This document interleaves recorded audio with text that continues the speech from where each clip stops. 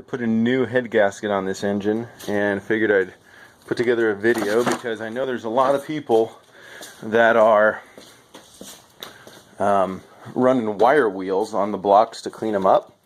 And I went down to the hardware store and was talking with a guy, and he's like, "Oh, I just always use a wire wheel."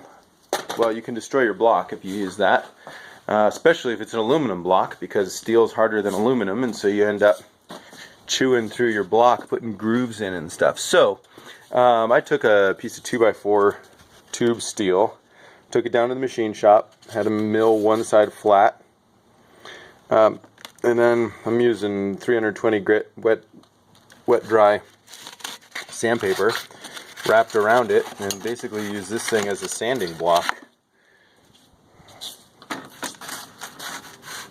So there we go, sanding block and 320 grit paper.